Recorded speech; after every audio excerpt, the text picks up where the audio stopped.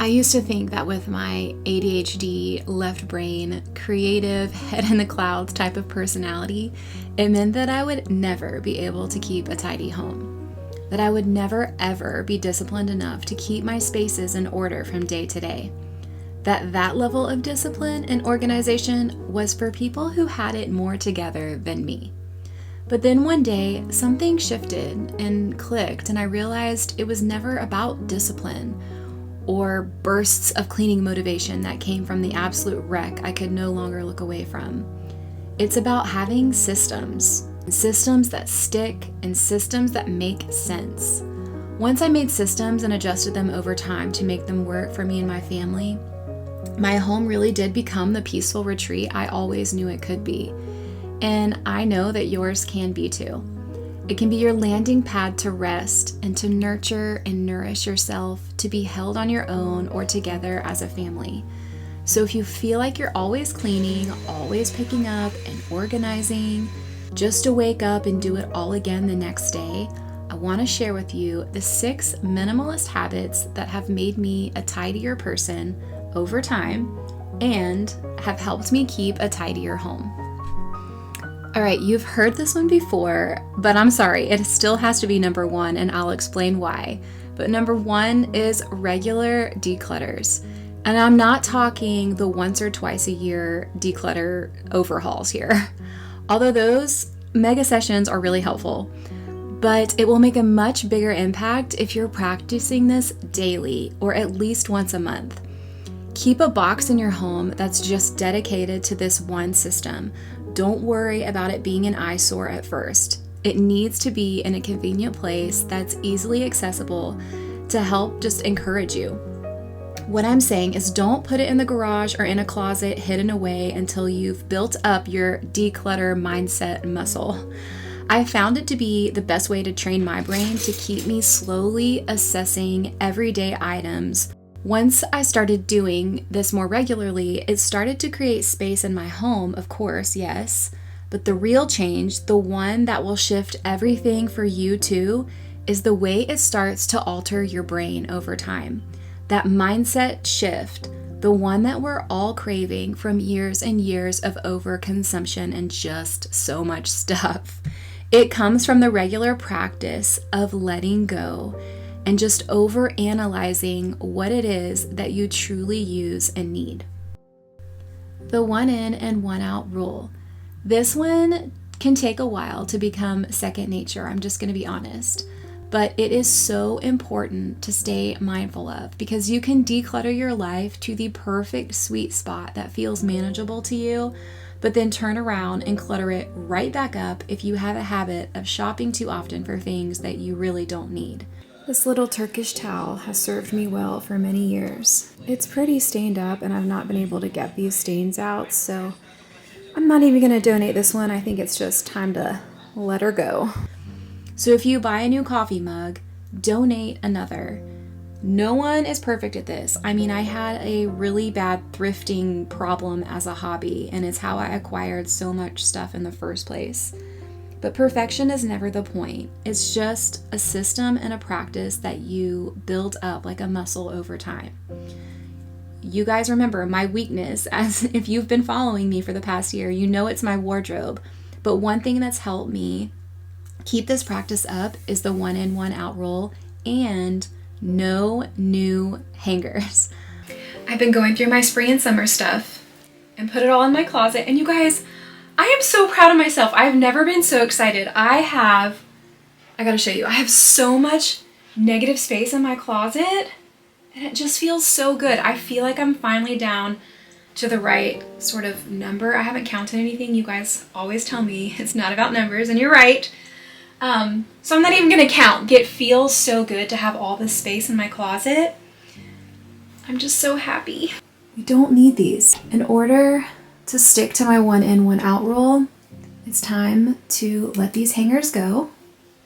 I've been taking this particular area slow so that I have no regrets, but I do feel lighter and lighter as I work to get my wardrobe to a place that works for me, that's centered on quality over quantity and versatility. I want a wardrobe that does not overwhelm. So don't be afraid to ditch your hangers as you declutter. Those extra hangers will bully you into buying them something else.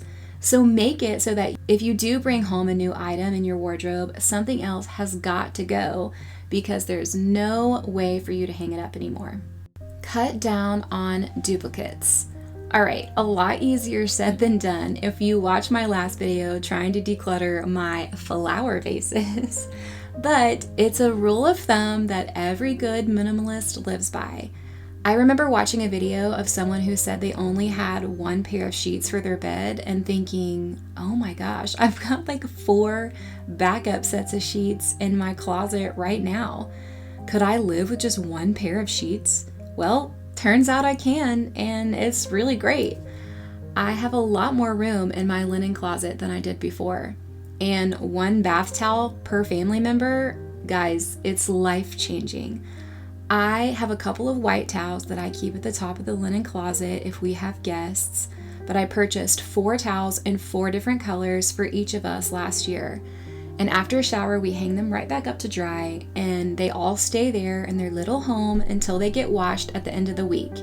And again, it's just a little tweak to our towel system in our home, but that small change being made has freed up a lot of space and a lot of time doing laundry. All right, this one is another sort of muscle that you just build over time, but leave the room better. Every time you leave a room, take something with you that does not belong and just put it in its rightful home. If I pass by an empty glass on my way to the kitchen, you better believe I'm taking that cup with me. This may feel like a really obvious one, but it's so easy to overlook little stuff and think, I'll put that away later. But then when later arrives, other things have already piled up along with it, and then you have to go into full cleaning mode when that's not how you want to spend your day or your weekend.